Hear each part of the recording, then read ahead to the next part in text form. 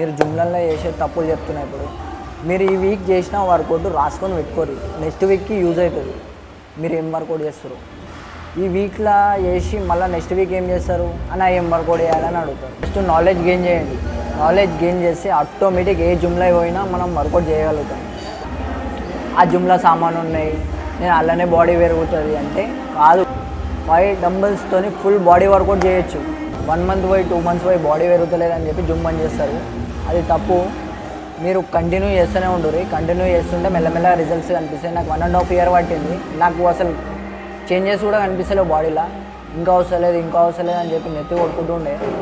కానీ 2 years అయిన తర్వాత నా బాడీ చేంజ్ అయిందో కనిపించింది. ఇప్పుడు వెయిట్ లాస్ చేసిన, నేను వెయిట్ గెయిన్ చేస్తాను. మళ్ళీ వెయిట్ గెయిన్ చేసిన తర్వాత మీకు చూపిస్తాను. నేను 37 నుంచి 80కి గెయిన్ చేసిన, అరౌండ్ 43 kgs గెయిన్ చేసిన నేను.